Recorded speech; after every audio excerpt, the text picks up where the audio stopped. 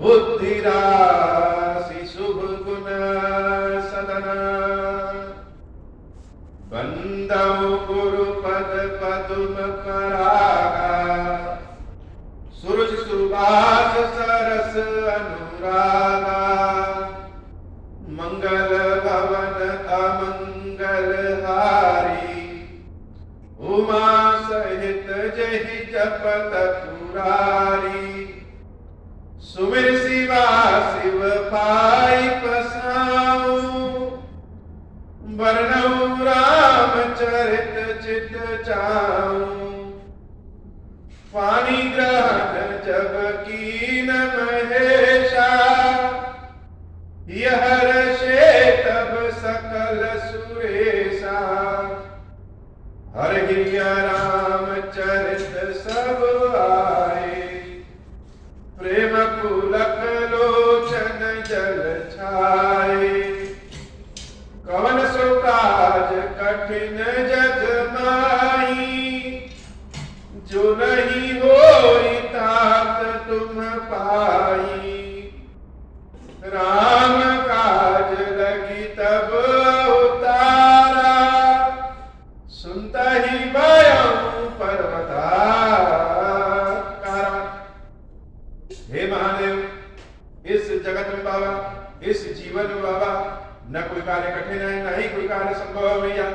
सारे कार्य सरल और संभव हो जाते हैं बाबा, अगर आपकी कृपा हो जाए। करी पूजा मारीच तब सादर पूछी बात कवन हेतु मन व्यग्र अति अक्सर आय होता। मानस में भगवान की श्री राम कथा में कौन सा प्रसंग उत्तम है और कौन सा प्रसंग मध्य में, यह कहना तो मुश्किल है। सारे प्रसंग ही कथा रस से डूबे हुए अमृत के समान है। लेकिन देवी सीता के हरण की जो कथा है, वह कथा वैसे तो मान लीजिए कि जल्दी से कह दीजिए कि रावण आया और देवी सीता का हरण करके लेके चला गया। वास्तव में केवल स्थिति केवल इतने कहने भर की नहीं। सीता हरण की कथा हृदय में बिठाने वाली कथा है, हमेशा सचेत रहने वाली कथा है। रावण इतना बलशाली था। आज का तो कलयुग है, अब कलयुग में एक प्रथा चालू हो गई। पहले भी कहे थे, आज भी कह रहे हैं कि आजकल की एक प्रथा चालू हो गई है कि रावण में महात्मा ढूंढने का, रावण में गुण ढूंढने का। विजयादशमी के अवसर पर अच्छे अच्छे लोग राम की प्रशंसा करें चाहे ना करें, लेकिन रावण की प्रशंसा जरूर करते हैं। और सबसे अच्छी बात यह है कि रावण की प्रशंसा करने वालों का कोई विरोध भी नहीं करता। राम की प्रशंसा करने वालों का लोग विरोध भी कर सकते हैं कि राम भैया अमूढ़ है, वह अमूढ़ है, लेकिन रावण की प्रशंसा करने वालों का कोई विरोध नहीं करता। ज्यादातर ब्राह्मण वर्ग वह तो जैसे रावण को अपना पुरोहित ही मान लें, आत्मज मान लें, या अपने परिवार का ही मान लेते हैं। यह ठीक बात है कि भगवान शंकर का अनन्य भक्त, यह ठीक बात है कि अध्ययन में, विद्या में अति निपुण, ज्योतिष के बारे में अति निपुण, यह सब ठीक है। लेकिन यह सारी विद्याएं उसी तरीके से हैं जैसे किसी आतंकवादी को मशीन गन बनाने आ जाए, परमाणु बम बनाने आ जाए। अरण्य कांड में ही भैया लक्ष्मण के पूछने पर भगवान श्री राम ने जैसे पहले ही व्याख्या कर दिया कि माया के दो रूप होते हैं, एक रूप अविद्या और एक रूप विद्या। यह अविद्या और विद्या दोनों देखने में एक जैसी ही लगती है, लेकिन अविद्या जीवन में आने जाने के चक्र को निर्धारित करती है, बहुतों को परेशान करती है, और विद्या मुक्ति दिलाती है। बहन की रक्षा करने के लिए रावण को बताया जाता है कि अपने बहन के साथ जो गलत कार्य हुआ उसकी बदला लेने के लिए रावण ने सीता हरण किया। तो शायद वह लोग कथा के मर्म को नहीं जानते। सीता हरण की कथा केवल सूर्पनखा के नाक कान काटने की कथा नहीं, उसके बदले नहीं। सीता हरण की कथा तो हमारे मन में जो कुंठा सोई हुई रहती है और वह अचानक से शैतान का रूप धारण कर ले, ऐसी कथा। और यह कथा सीता स्वयंवर से है कि जब देवी सीता का स्वयंवर हो रहा था, उस समय भगवान शंकर के धनुष को तोड़ने के लिए सारे लोग जब इकट्ठा थे, और उस स्वयंवर में रावण भी गया। रावण तो जानता था कि यह ज्योतिष शास्त्र का बहुत निपुण व्यक्ति, इसलिए वह जानता था कि सीता का विवाह जिसके साथ होगा, सीता जिसके पास रहेगी, मन से रहेगी, तन से रहेगी, धन से रहेगी, वह व्यक्ति त्रिलोकी का राजा होगा। लेकिन अब शर्त यह है कि जो धनुष तोड़ेगा वही सीता से विवाह करेगा। तो धनुष टूटेगा कैसे? धनुष तो उसी से टूटेगा जिसके प्रति सीता का लगाव हो, जिसके प्रति सीता के मन में चाहत है। अब सीता के मन में रावण के प्रति लगाव और चाहत तो हो नहीं सकती, तो क्या करें? तो रावण ने महाराज जनक के समक्ष एक प्रस्ताव पेश किया। जब सारे लोग धनुष हिलाते हिलाते थक गए और धनुष नहीं टूटा, तो रावण ने जनक जी से कहा, हे महाराज जनक, आप अपनी कन्या सीता का विवाह मुझसे कर दीजिए, और रही बात धनुष तोड़ने की, तो एक बार उसका विवाह हमसे कर दीजिए, विवाह होने के बाद हम धनुष भी तोड़ देंगे। महाराज जनक तो नहीं मान रहे हैं। रावण कह रहा है कि आप मूर्ख हैं, ज्योतिष शास्त्र का ज्ञान आपको नहीं है, बिना सीता के इच्छा के कोई धनुष तोड़ ही नहीं सकता, तो आप मेरा विवाह सीता से करा दीजिए। महाराज जनक नहीं माने, और सीता की चाहत तो प्रभु श्री राम के साथ, भगवान श्री राम ने धनुष तोड़ दिया। कभी कभी जब हम हार जाते हैं तो हम उस हार को सामने तो नहीं दिखाते कि हमें कोई दुख है, लेकिन वह मन के किसी कोने में हमारी चाहत, हमारा अपमान दबा रहता है। यही जो छिपी हुई चाहत है, यह अपमान का जो बदला लेने का भाव है, यही तो रावण है। और रावण किसके मन में कब प्रकट हो जाए कौन जानता है। यह भाव, यह हार रावण के मन में दबी हुई थी। और आज जब सूर्पनखा रोते बिलखते आई और रावण से अपने साथ हुए अपमान का बदला लेने के लिए चिल्लाती है, कहती है, तो जैसे रावण को एक ढाल मिल गया। पहले की इच्छाएं आज पूरा करने की चाहत उत्पन्न हो गई, और सीता का जब दृश्य स्वयंवर, धनुष टूटने का, सीता का रूप रंग जब उसके मन में फिर से उभर गया, तो उसने सोचा कि चलो ठीक है, अपनी बहन की आड़ में हम अपनी शैतानी इच्छाएं पूरी करेंगे। यही जो शैतानी इच्छाएं हैं, यही रावण। नहीं तो इतना जो प्रतापी राजा है, वह सीता हरण करने के लिए क्यों जाता? वह तो सीधे सेना लेकर के और उस दंड कारण में ही सीता राम पे और लक्ष्मण पे युद्ध कर देता, और युद्ध में जीत करके सीता को ले आता। इतने बड़े राजा को, जिसके पास सारी विद्या, सारी बुद्धि है, वह चोरों की भांति सीता हरण करने की आवश्यकता क्या थी? रावण जान गया है कि खर दूषण तो मेरे समान थे, और खर दूषण को मारने वाला साधारण मनुष्य तो हो नहीं सकता। तो अगर वह ईश्वर हुए तो भी ठीक, ईश्वर के हाथ से मेरी मृत्यु होगी तो मुझे भी मुक्ति मिल जाएगा, और अगर वह साधारण मनुष्य हुए तो सीता मिल जाएगी। दोनों ही स्थितियों में मेरा लाभ है। कि जैसे हम सब की यह कथा है, हम सब जानते हैं कि झूठ बोलना पाप है, कपट, अपने मित्र के साथ विश्वासघात, चोरी करना पाप है। लेकिन इस कलयुग में जहां मौका मिलता है वहीं जैसे हड़प लेते, जानते हैं कि यह पाप है, जानने के बाद भी यह गलती कर बैठते हैं। जैसे लगता है कि यह हमारी गलती ईश्वर तो देखेंगे नहीं।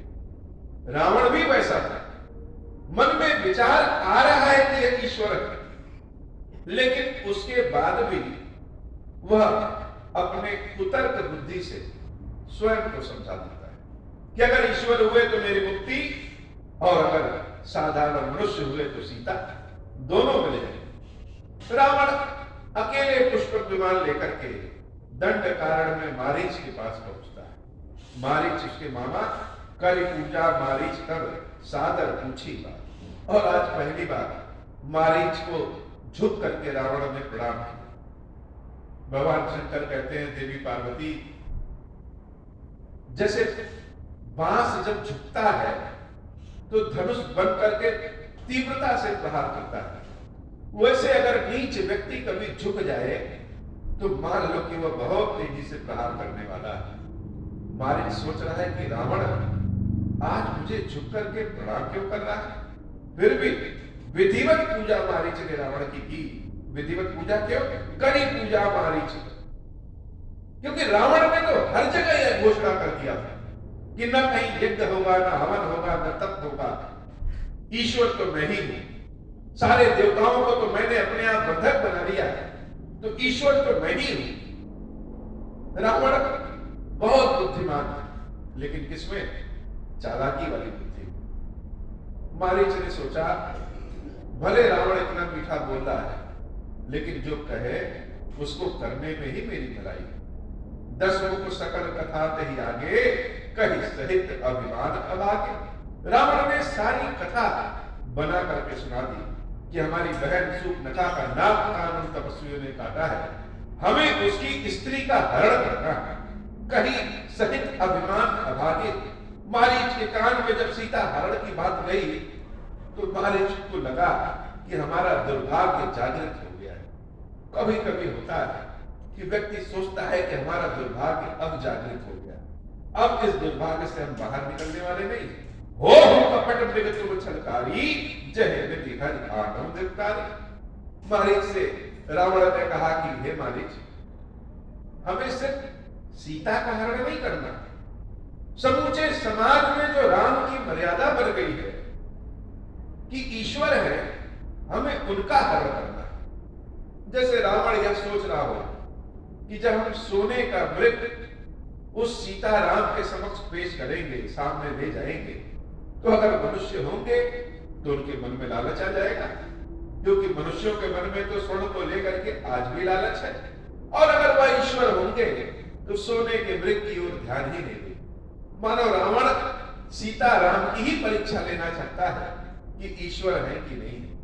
अगर सोने का मृग देख करके वह लालच में नहीं आए तब तो ईश्वर है, और अगर सोने का मृग देख करके वह लालच में आ गए तब तो फिर वह साधारण मनुष्य है। और जब सोने का मृग देख करके उस ओर आगे बढ़ेंगे तब हम सीता का हरण कर लेंगे, और इससे सीता का हरण ही नहीं, समूचे समाज में जो लोग सोच रहे हैं कि राम ब्रह्म है, राम ईश्वर है, सब जान जाएंगे कि राम तो लालची है, स्वार्थी है, सोने के लालची। ऐसा विचार किया और मारीच को सारी माया समझाई। हो कपट मृग तुम छलकारी, जय विधि हरि आनंद प्रकारी।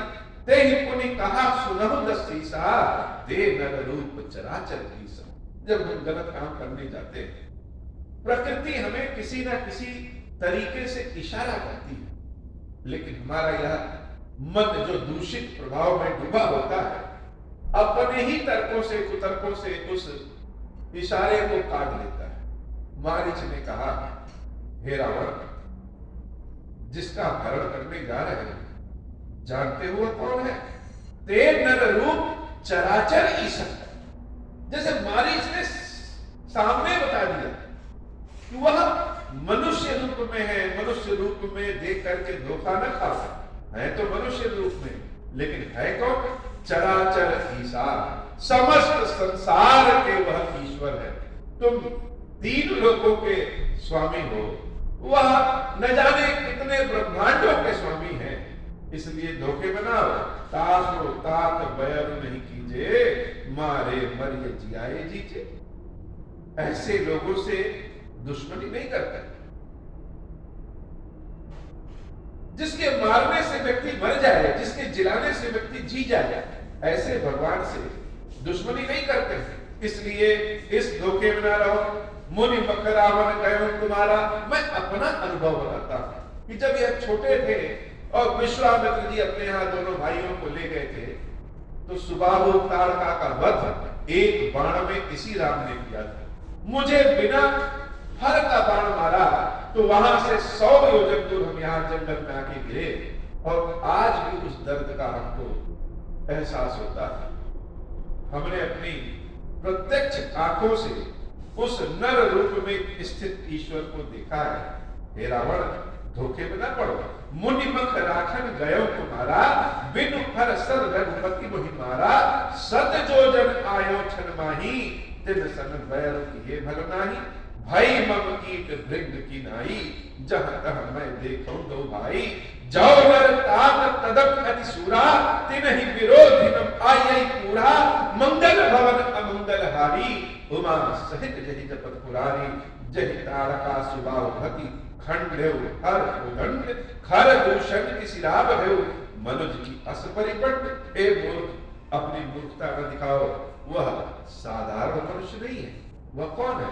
वह तो साक्षात ईश्वर है। इसलिए तुम अपने लंका वापस लौट जाओ, और मैं तो कह रहा हूं कि जाकर के राम के चरणों में गिर जाओ और अपने सोने की लंका में पूरे ऐश्वर्य और वैभव के साथ रहो।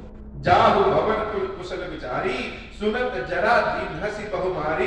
बहुतारी गुर जिमि मूढ़ करसी मम बोधा, कहु जब मोहि समान को जोधा। तब मारीच हृदय अनुमाना, न वही विरोधे नहीं कल्याण। रावण कह रहा है, हे मूर्ख मारीच, तुमको प्रणाम कर दिए तो तुम हमको सिखाने लगे। मेरे समान इस संसार में योद्धा कौन है? बताओ। जो यमराज सबके प्राण खींचते हैं, उनको मैंने बंधक बना दिया। सारे देवता तो हमारे यहां पानी भरते हैं। ऐसा जगत में कौन है जो रावण से पराजित न हो? बताओ। मूर्खों को क्या समझाना? मारीच जान गया कि रावण को समझाने का मतलब अपनी मृत्यु। राम के समक्ष जब सोने का मृग, कपट का मृग बनकर के जाएंगे, मृत्यु तो तब भी होनी है, लेकिन राम के हाथों से मरना अच्छा है। इस रावण के हाथों मरना बहुत बुरा है। ऐसा सोच करके मारीच वह सब करने के लिए तैयार हो गया जैसा कि रावण ने कहा। तब मारीच हृदय अनुमाना, न वही विरोधे नहीं कल्याणा। शस्त्री मर्मी प्रभु सठ धनी, वैद बंदी कवि मानस मुनि। उभय भांति देखा निज मरना, तब ताकसि रघुनायक सरना। उतरु देत मोहि बदन अभागे, कस न मरहु रघुपति सर लागे। अस जिय जानि दसानन संगा, चला राम पद प्रेम अभंगा। मन अति हर्ष जनावन तेहि, आज देखे हो परम सनेही। मारीच के मन में राम का भाव आते ही राम का प्रेम आ गया है। अगर मृत्यु का दिन सबको पता हो तो कितनी अच्छी बात है। पता चलेगा कि इस दिन मेरी मृत्यु हो जानी है, तो सारा काम निपटा करके मृत्यु के लिए व्यक्ति तैयार हो जाए। लेकिन मृत्यु का दिन तो किसी को नहीं पता हो। मारीच ने सोचा कि अब मुझे मेरे मृत्यु का दिन पता हो गया कि अब मुझे मरना है, तो मरते समय अगर भगवान के दर्शन और भगवान का नाम आ जाए तो आज तक हमने जितना भी पाप किया है सब सारा पाप स्वयं जल करके भस्म हो जाए। कितना अच्छा लगेगा जब हम सोने का मृग बनेंगे सीता राम की दृष्टि मेरे ऊपर पड़ेगी, हम आगे आगे और समस्त संसार को चलाने वाले राम मेरे पीछे पीछे भागेंगे। तो सोच करके कितना अच्छा लग रहा है। रावण मारीच को साथ ले जाता है। इधर दंड कारण के वन में बड़े मंगल स्वरूप में सीता राम जी अटखेलिया कर रहे हैं। राम दौड़ रहे हैं और जानकी आगे आगे भाग रही है। जानकी कह रही है कि हे सरकार, हे रघुवीर, हे राम, आप हमको पकड़िए। जानकी बहुत तेजी से आगे बढ़ रही है और राम पीछे पीछे जानकी जानकी करते करते दौड़ रहे हैं। एक जगह दौड़ते दौड़ते प्रभु श्री राम थक जाते हैं। जानकी कहते हैं कि राम, जिसने समस्त जंगल के राक्षसों का वध कर दिया, आज इस स्त्री के पीछे दौड़ते दौड़ते थक गया है। और दौड़ो, मुझे पकड़ करके तो दिखाओ। तुम्हारी मोह माया में तो सारा संसार जकड़ा है, इस जानकी को नहीं पकड़ पा रहे। जानकी आगे आगे और प्रभु श्री राम पीछे पीछे जाते हैं और अंत में जानकी को पकड़ लेते हैं। एक वृक्ष के नीचे भगवान अपने हाथों से फूलों को देवी जानकी के बालों में सजा रहे हैं। सारा दंड कारण सीता और राम के प्रेम रंग में डूबा हुआ है। वह जो कुटिया है प्रभु की, एक एक तुलसी के पौधे, एक एक वृक्ष सीता ने अपने हाथों से सजाए हैं। जितनी भी चिड़िया हैं, पक्षी हैं, पशु हैं और जो जंगली हैं, सब वो जानकी माता के हाथ का बना भोजन करना चाहते हैं। सारी चिड़ियाओं का तो ही बसेरा हो गया है। सारे पशु पक्षी जानते हैं कि जानकी अभी भोजन बनाएगी तो हमको भी देगी, और जानकी ने सबकी व्यवस्था की है। जो जन जन की भाषा जान जाए, जो सबकी जान जाए, वही जानकी है। समस्त दंड कारण, समस्त पंचवटी जैसे जानकी के प्रेम आशीर्वाद से सुगंधित है, और उसी वाटिका में जानकी और राम के प्रेम को देख रहे हैं सारे चिड़िया, सारे जीव जंतु आनंद के भाव में। राम कथा सुनने का असली आनंद तब है जब हम स्वयं को राम कथा से जोड़ ले, केवल कानों से नहीं सुने। भगवान ने जो हमको अपनी दृष्टि दिया है, दृष्टि के अलावा जो मन की आंखें दिया है, उस मन की आंखों से देखें। सोचें कि हमारे अनेक जन्म हुए हैं, उस जन्म में कोई ऐसा भी जन्म हुआ होगा जब हम चिड़ियों के रूप में पंचवटी में बैठे होंगे और सीता राम के प्रेमालाप को देख रहे हैं। सीता के बनाए हुए भोजन को हम भी चुग रहे हैं और उस कुटिया में ही स्वर्ग है, ऐसा भाव लग रहा है। जब अपनी आंखों से आप सीता राम के प्रेम को देखेंगे, तब सीता राम के बिछोह के दर्द को महसूस कर पाएंगे। जब तक प्रेम का वैभव नहीं देखे, प्रेम का ऐश्वर्य, प्रेम का आकर्षण, प्रेम की खुशबू जब तक हमने महसूस नहीं किया, नहीं देखा, तो बिछोह का दर्द कैसे देख पाएंगे, कैसे समझ पाएंगे। तो हम तो उसी पंचवटी में किसी वृक्ष के डाल पे बैठे सीता राम के प्रेम को देख रहे हैं। एक एक पुष्प चुन करके, गजरा बना करके देवी सीता के बालों में प्रभु श्री राम लगा रहे हैं। तब तक सीता की दृष्टि झुरमुटों के बीच में पड़ गई। यह क्या है? राम वो जो झुरमुट में दिख रहा है, यह तो बड़ा अनोखा मृग है। यह तो लग रहा है दुर्लभ और स्वर्ण का मृग है, सोने का मृग है। प्रभु श्री राम ने भी अपनी प्रिया सीता की बातों से उस मृग को देखा और कहा कि हाँ, यह तो सोने का मृग है। हे राम, आप तो बड़े बलशाली हैं, राक्षसों का भी वध कर देते हैं। यह मृग हमें चाहिए, यह मृग हमें चाहिए, यह मृग हमारे लिए लिया दीजिए। आज तक सीता ने तो कुछ राम से मांगा ही नहीं। जब अयोध्या से आना था, तब भी सीता कह रही थी, यह महल के सुख किस काम के, यह सारे पुण्य किस काम के, जब हमारे आंखों के सामने राम ही न रहे। राम के साथ कुटिया में वास, राम के साथ जंगल में कंदमूल फल का भोजन, सारे चीजों से सबसे अच्छा है। आज सीता कह रही है कि हमें यह सोने का मृग दे। राम भी अपनी पत्नी की बातों में आ गए, न आगे देखा और न पीछे देखा। कथा ऐसी आगे बढ़ रही है जिस दृष्टि में हमारे दिख रहे हैं कि राम के गोद में सीता और सीता उंगली दिखा रही हो उस माया के वृक्ष की ओर, और राम भी उठ खड़े हुए हैं, अपने तरकस को अपने कमर पे बांधे, अपना धनुष बाण लिए और लक्ष्मण से कहे कि लक्ष्मण, जब तक मैं वापस ना आऊं तब तक तुम सीता की रक्षा करो। यह सीता कौन है? सीता की कथा हम लोगों ने सुना कि जो सीता असली थी उनको भगवान क्षीरेश्वर महादेव अग्नि स्वरूप को राम जी ने समर्पित कर दिया, और यह छाया सीता है। छाया सीता कौन है? कथा अगर हम पहले जाएं तो एक कन्या थी जिसका नाम था वेदवती। उस कन्या के मन में भगवान विष्णु के लिए आकर्षण उत्पन्न, वह दिन रात भगवान विष्णु की सेवा भक्ति करती और भगवान विष्णु को अपने पति स्वरूप में पाना चाहती, जिससे भरपूर प्रेम प्रभु विष्णु के चरणों के प्रति दे सके। भगवान विष्णु ने दर्शन में दिया और वेदवती से कहा कि इस जीवन में तुम्हारी यह इच्छा पूरी नहीं होगी, लेकिन किसी न किसी जीवन में तो तुम्हारी इच्छा जरूर पूरी होगी। वेदवती ने फिर भी भगवान विष्णु की सेवा पूजा नहीं छोड़ा। उसके हृदय में केवल केवल केवल केवल भगवान विष्णु का ही वास था। और एक बार पहाड़ों के बीच में वह भगवान विष्णु की एकादशी तिथि के दिन व्रत की थी और सेवा पूजा करने के लिए जा रही थी, तब तक उधर से कुदृष्टि लिए रावण पुष्पक विमान पर चढ़ के जा रहा। वेदवती की सुंदरता पे जब रावण की कुदृष्टि पड़ी तो उसने वेदवती के समक्ष विवाह के प्रस्ताव रखा। वेदवती ने कहा कि हमारे तन मन में, हमारे रोग रोग में केवल नारायण का वास है और हमारा विवाह तो उन्हीं से हो सकता है। रावण ने बिल्कुल दया नहीं दिखाई और उस वेदवती से जबरदस्ती करने की चाह की।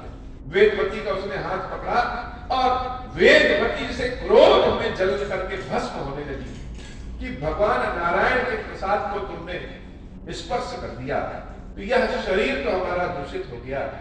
लेकिन हे रावण, मेरा यह श्राप है कि अगर आज के बाद कभी किसी स्त्री के मन के विरुद्ध अगर उसको स्पर्श भी करोगे तो तुम्हारे यह दसों मस्तक के अनेक टुकड़े हो जाएंगे, जीवन तुम्हारा नहीं बच पाएगा। ऐसा श्राप देकर के अपने प्रेम के अग्नि में वह वेदवती भस्म हो। लेकिन इच्छा तो भगवान से मिलन की है, प्रेम की है।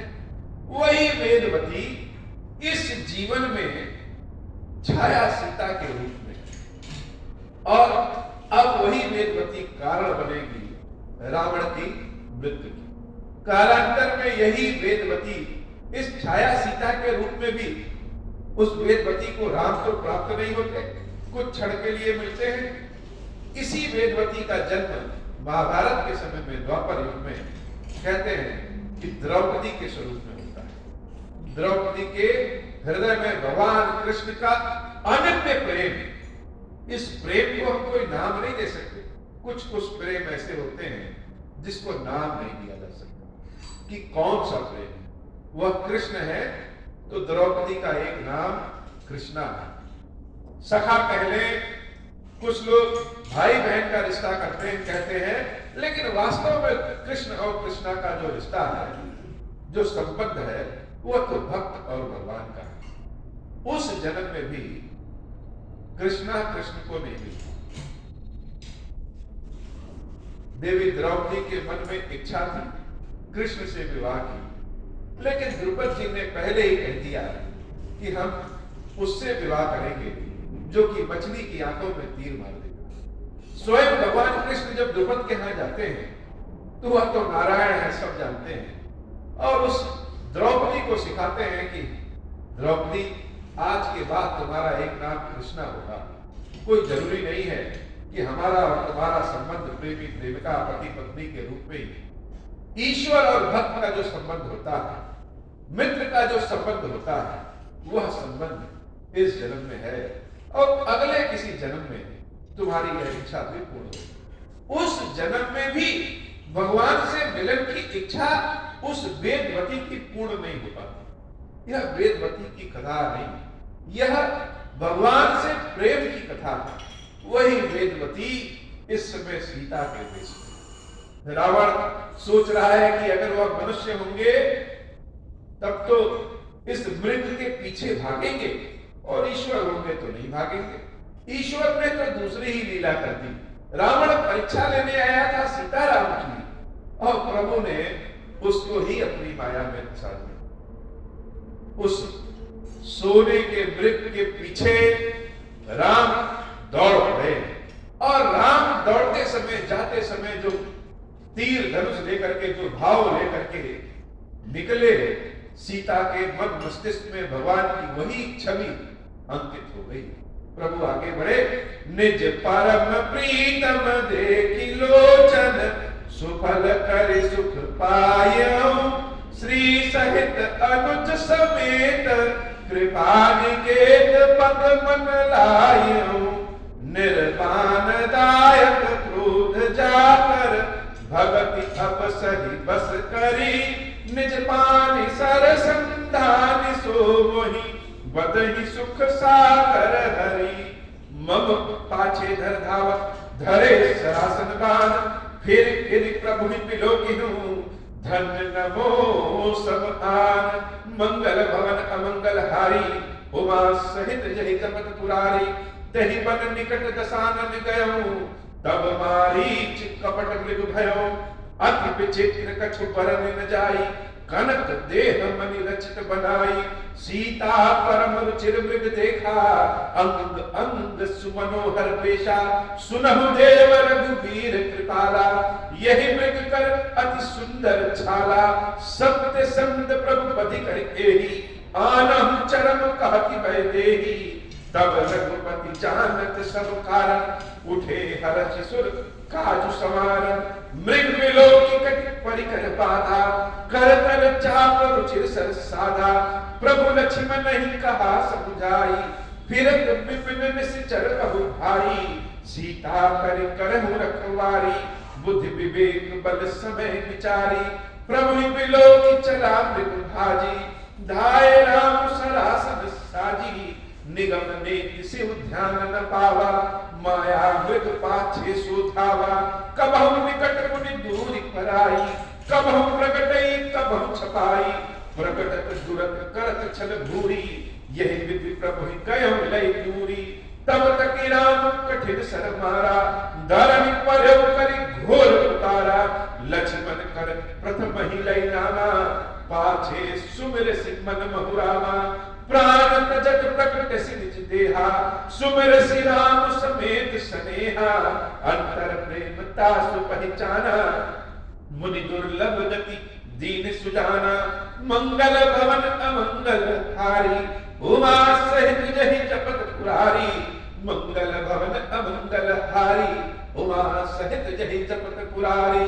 प्रभु राम धनुष बाण लेकर के उस सोने के मृग के पीछे दौड़ गए, और सोने का मृग जान रहा है कि राम का बाण अब हमारा वध करने वाला है, लेकिन मुड़ के बार बार राम को देख रहा है कि जो सारे लोग राम के पीछे पीछे चलते हैं, वह राम जी तो मेरे में पीछे पीछे चल रहे हैं। इस संसार में सबसे ज्यादा कोई भाग्यशाली है वह मैं ही। बार बार मुड़ मुड़ के देख रहा है, और कहीं छिप जाता फिर निकल जाता, प्रभु श्री राम की आंखें उस मृग को ही ढूंढ रही है। और एक समय ऐसा आया कि प्रभु ने एक बाण चला, वह बाण सीधे उस मृग को लगा, और मृग को जब लगा तो उसने कपट वेश को छोड़ करके अपने राक्षसी वेश को धारण कर लिया। भगवान जब समक्ष आते हैं तो असली रूप सामने आ ही जाता है, लेकिन माया से उस मृग ने सबसे पहले हा लक्ष्मण हा लक्ष्मण हा लक्ष्मण राम की आवाज में ही चिल्लाया, और उसके पीछे राम राम भी कह रहा है। मुख से तो लक्ष्मण निकल रहा है, लेकिन मन में राम राम निकल रहा है। भगवान तो शब्दों को सुनते ही नहीं, जैसे भगवान तो भाव को सुनते हैं, जान रहे हैं कि यह राक्षसी कृत है, उसके बाद भी भगवान दयालु है। और भगवान ने उस राक्षस मारीच को अपने वैकुंठ धाम अपना रूप अपना पद लेकर के भेजा। विपुल सुमन सुर बरसही गावहि प्रभु गुण गात, निज पद दीन असुर कहो दीन बंधु रघुनाथ। बाबा कहते हैं देवी पार्वती, राम से दयालु ज्यादा कौन होगा। एक राक्षस को उन्होंने विष्णु बना करके वैकुंठ में भेज दिया। इधर माया से उस मारीच की आवाज, राम की आवाज में लक्ष्मण लक्ष्मण लक्ष्मण जब निकला तो लक्ष्मण ने भी कान में सुना और देवी सीता ने भी सुना। लक्ष्मण भैया है कि सुन करके भी नहीं जान रहे, क्योंकि लक्ष्मण तो विश्वास की मूर्ति है। वह जान रहे हैं कि यह मायावी राक्षसों का काम हो सकता है। भगवान ने मुझे आदेश दिया है कि मैं सीता की रक्षा करूं, तो मैं वहीं पे टिका रहूंगा, जाऊंगा नहीं। और देवी सीता सोच रही है यह लक्ष्मण तो जा ही नहीं रहे। बार बार कहने पे भी सीता के लक्ष्मण नहीं गए। तब देवी सीता ने कुछ ऐसे शब्द कहे जिससे विचलित होकर के राम चले गए। वाल्मीकि रामायण में लिखा है कि देवी सीता ने कहा कि तुम चाहते हो कि तुम्हारे भाई की मृत्यु हो जाए और तुम मुझ सीता से अपना विवाह कर लो। जब इन बातों को लक्ष्मण सुनते हैं तो अपने हाथ से अपने कानों को बंद कर लेते हैं और एक लक्ष्मण रेखा खींच करके देवी सीता से कहते हैं कि इसके बाहर न निकलिएगा, और स्वयं चले जाते हैं। रावण जैसे इसी अवसर की प्रतीक्षा में था। विपुल सुमन सुर बरसही गावहि प्रभु गुण गात, निज पद दीन असुर कहूं दीन बंधु रघुनाथ। सारे देवता लोग जिसे अंतरिक्ष में देख रहे हैं, सब चाह रहे हैं कि सीता का हरण हो जाए। इसीलिए तो देवताओं को स्वार्थी कहा गया। यह जितने पढ़े लिखे लोग होते हैं वह अपने स्वार्थ को पहले देखते हैं और बाद में संसार को देखते हैं। खल बधि तुरंत फिरे रघुवीरा, सो होचा पकड़ कटि नीरा। आरत गिरा सुनी जब सीता, कह लक्ष्मण सन परम समीता। जाहु बेग संकट अति भ्राता, लक्ष्मण बिहसि कहा सुनु माता। भृगुट विलास सृष्टि लय होई, सपने हु संकट परई की सोई। मरम वचन जब सीता बोला, हे हरि प्रेरित लक्ष्मण मन डोला। बन जिस देव सौंप सब काहू, चले जहां रावण ससिराहू। सुन बीच दस कंदर देखा, आवा निकट जति कहे बेशा। जाके डर सुर असुर डराही, निसिन नीत दिन अन्न न खाही। सो दस शीस स्वान की नाई, इत उत चितई चला बढ़ियाई। इम उपंथ पग देत खगेसा, विरह न तेज तन बुद्धि बल लेसा। रावण के लिए बाबा ने शब्द प्रयोग किया बढ़ियाई। बढ़ियाई का मतलब, कभी कोई दरवाजा जब खुला रहे तो कुत्ते क्या करते हैं, सबको सूंघते हुए चले आते हैं। एक बर्तन में सूंघते हैं, दूसरे बर्तन में सूंघते हैं, धीरे से दबे पांव आते हैं और सारे बर्तनों को जैसे जूठा कर देते हैं। रावण के अंदर यही गुण है कि वह सूंघते हुए जैसे देवी सीता के आश्रम में चलाया, नाना विधि करी कथा सुनाई। और किस वेश में गया? विश्वास का हरण वही होता है जहां विश्वास होता है। जहां विश्वास ही नहीं वहां कैसा हरण। रावण जान रहा है कि सीता अपने दरवाजे से कभी भी भिक्षुकों को, संतों को, महात्माओं को वापस नहीं लौटाती। तो एक ब्राह्मण के भेष में, ब्राह्मण संतों के भेष में, यति के भेष में रावण भिक्षा भेषधारी लेकर के सीता की कुटिया के पास पहुंचता है। इन उपंथ पग देत खगेसा, रह न तेज तन बुद्धि बल लेसा। नाना विधि करी कथा सुहाई, राजनीति भय प्रीति दिखाई। कह सीता सुन जति गुसाई, बोले हो वचन दुष्ट की नाई। तब रावण निज रूप दिखावा, भय सभय जब नाम सुनावा। अनेक कथाएं सुनाई रावण ने, और अंत में जब सीता लक्ष्मण रेखा को पार करके आती है तब रावण अपने असली स्वरूप को दिखाता है। कह सीता धर धीरज गारा, आई गयो प्रभु रघुखल ठारा। मंगल भवन अमंगल हारी, उमा सहित जहि कपट पुरारी। जिम हरि पदोई क्षुद्र सस चाहा, भय से काल बस निश्चर नाहा। सुनत बचन दस शीस रिसाना, मन महु चरण बंद सुकुमारा।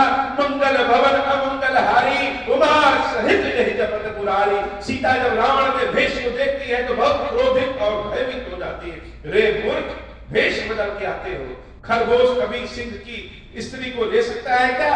थोड़ी देर खड़े रहो, रघुवीर अभी आ रहे होंगे, तुमको पता चल जाएगा कि हमारे पति राम क्या है?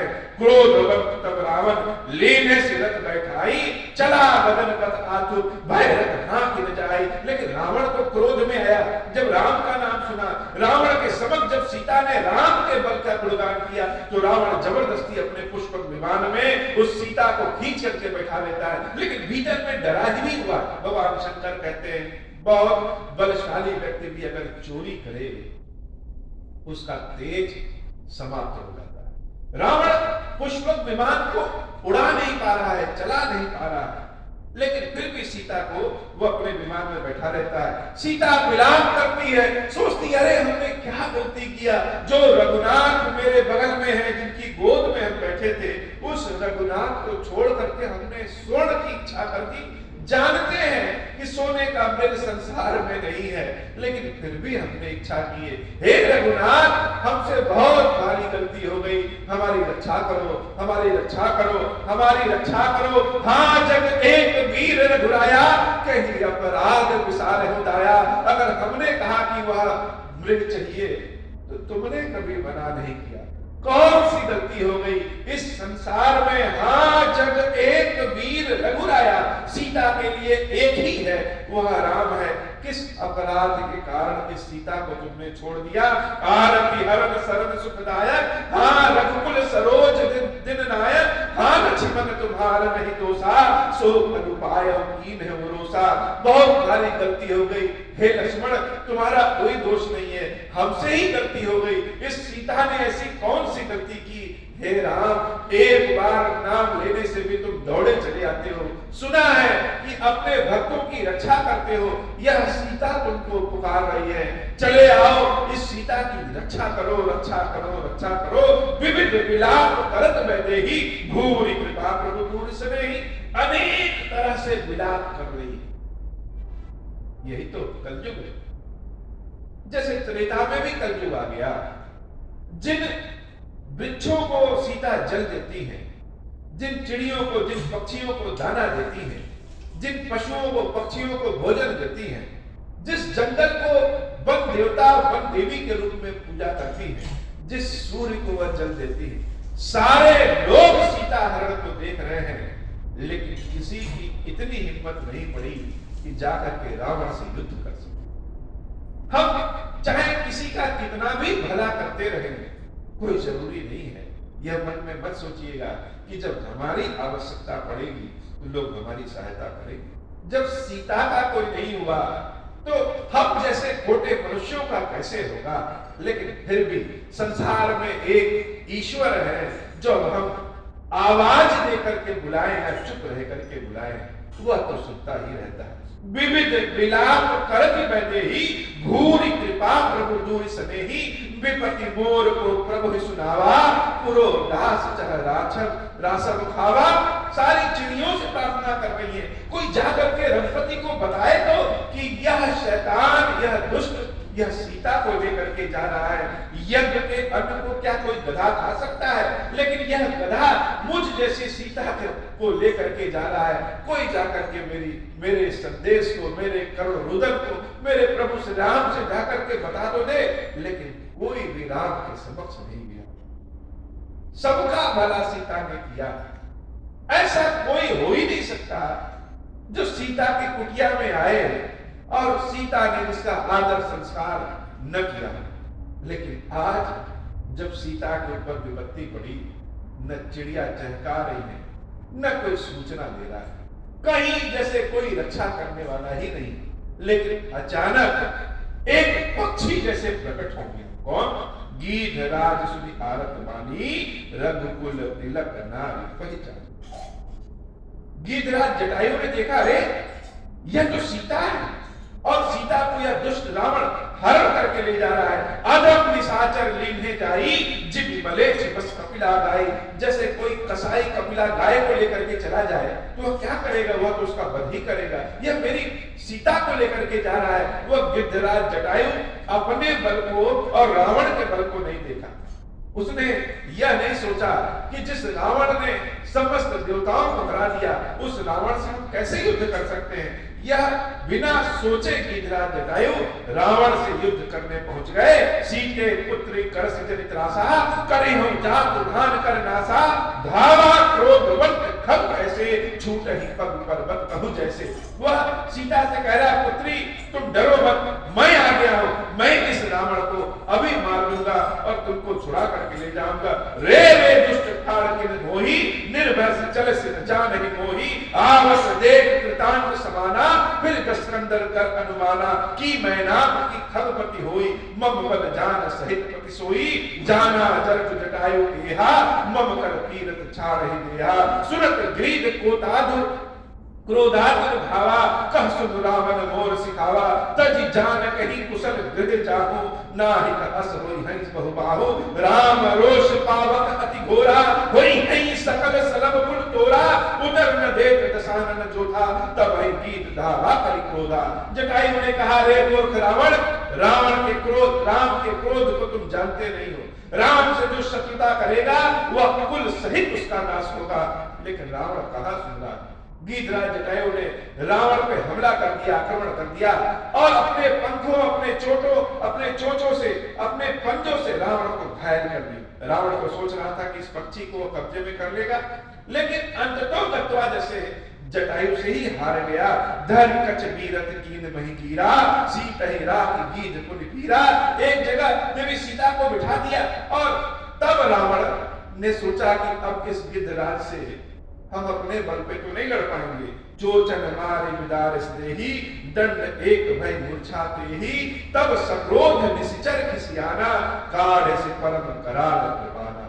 तब रावण ने भगवान शंकर के दिए हुए चंद्रहास तलवार को निकाला और उस तलवार से गिद्धराज जटायु के पंख को काट दिया। काटे से पंख पराग धरनी, सुमरे राम कर अद्भुत करनी, सीत ही जान चढ़ाई बहोरी, चला उताय त्रास थोरी, करत विलाप जाति नभ सीता, व्याध विवश जन मृगी सविता, गिर पर बैठे कपिन निहारी, कई हरि नाम दीन पटकारी, यही विधि सीत ही सोलह गयो, बद अशोक मह राखत भयो।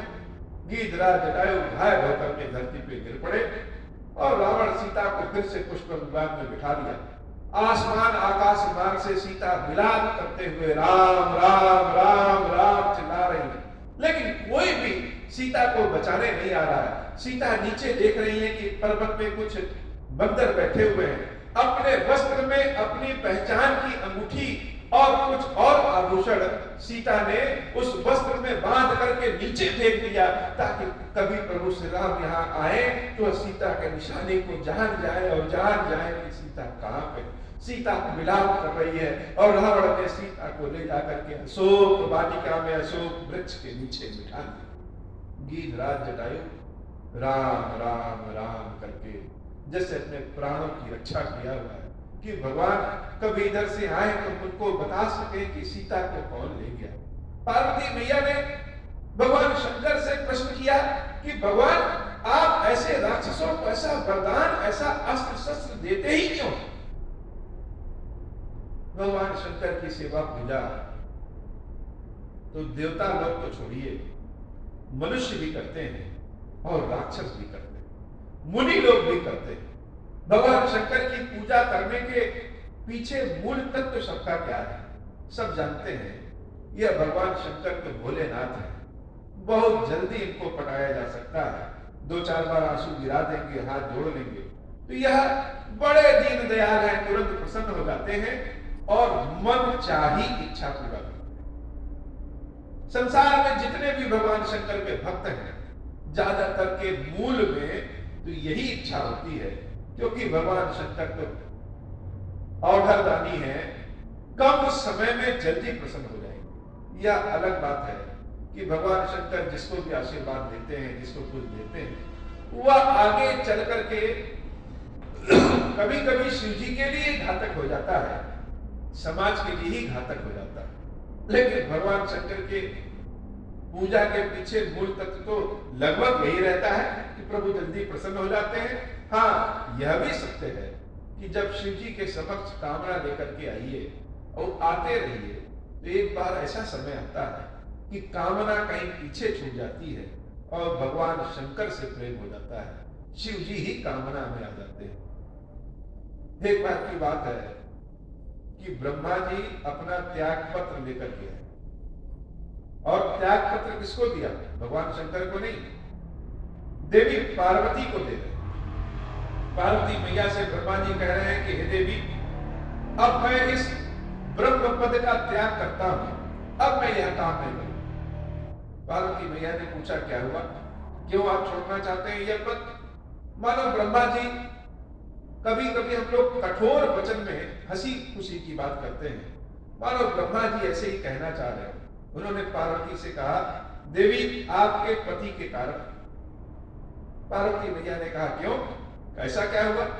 ब्रह्मा जी ने कहा कि हमको काम दिया गया है कि हम सबके कर्मों के अनुसार उसका विधि का विधान लिखें, और जब किसी को जन्म देते हैं तो उसके माथे पे हम उसका विधान लिख देते हैं। लेकिन यह जो आपके पति हैं, यह तो बड़े दयालु हैं, कोई आकर के 4 बार इनका पैर पकड़ लेता है तो यह अलग से वरदान दे देते हैं। जैसे कभी कभी हम कुछ कहीं पे कुछ लिखें और कुछ शब्द छूट जाए तो हम उसमें एक निशान बना करके ऊपर कहीं धीरे से लिख देते हैं। तो अगर हमने किसी को कहा है कि यह व्यक्ति बहुत अभागा होगा और यह आकर के शिव जी के चरणों को कई बार पकड़ लेता है, तो शिव जी जैसे उस पत्र में ऊपर निशान लगा के लिख देते हैं कि यह व्यक्ति बहुत सौभाग्यशाली होगा, और पत्र भी लिख करके यह हमारे यहाँ भेज देते हैं कि ब्रह्मा जी इसको पूरा करिए। अब हमने किसी को गरीबी दी है, यह शंकर जी प्रसन्न होकर के उसको इंद्र बना दे, उसको कुबेर बना दे, तो हम नए नए ग्रह बनाते, नई नई सृष्टि बनाते थक गए हैं। हमको काम कुछ और दिया गया है, और यह हमेशा अपनी बात कर देते हैं। इसीलिए जब रावण को वरदान देना था तो भगवान शंकर अकेले नहीं गए, ब्रह्मा जी कहे कि हम भी चलेंगे, क्योंकि आपका तो कुछ पता नहीं, रावण को ऐसा वरदान दीजिए कि रावण समाप्त ना हो, इसलिए हम भी गए थे। उसके बाद भी इन्होंने देखिए रावण को क्या क्या दे दिया। तो भगवान शंकर ऐसे भोलेनाथ हैं जो सबके, यह शिव जी का बड़प्पन है कि वह प्रेम भक्ति में जैसे कुछ देखते नहीं है। हे महादेव, हम लोग भी आपकी शरण में हैं बाबा, और इसी कृपा करिए कि यह हमारी कथा जिस भी भाव से, जिसके पास जिस भी रूप में पहुंचे, आधी पहुंचे अधूरी पहुंचे, कोई मन से सुने बिना मन से सुने, कोई जिसके भी घर में पहुंच जाए, जिसके भी कानों में पहुंच जाए, उन सबके ऊपर कृपा करिए बाबा, सबके दुख दरिद्रता को दूर करिए, और हमारे ऊपर भी अपनी कृपा प्रदान करिए कि नित्य नव प्रेम के साथ हम आपकी सेवा भक्ति करते रहे। देवी सीता अशोक वाटिका में। बाबा आज की कथा इतनी ही। श्री खीरेश्वर महादेव जी, खीरेश्वरी मैया जी, हम सबके ऊपर बाबा कृपा करिए। राम कथा बड़ा अद्भुत है, अमृत है, गंगा है, और बड़े सौभाग्यशालियों को यह कथा सुनने को मिलती है। जिसके ऊपर प्रभु की कृपा है वही राम कथा के रस में डूब सकता है। लेकिन कथा को जिस भाव से हम समझ सके, कथा सुनने का असली आनंद तो तब है जब हम शयन करें या चलते फिरते रहें, तब भी राम हृदय में समाहित रहे। मानस भगवान शंकर के मन से निकला, और वाणी के रूप में कथा सुनने वाले के मन में जब तक समा न जाए, तब तक कैसी राम कथा। प्रभु सबको बुद्धि प्रदान करे।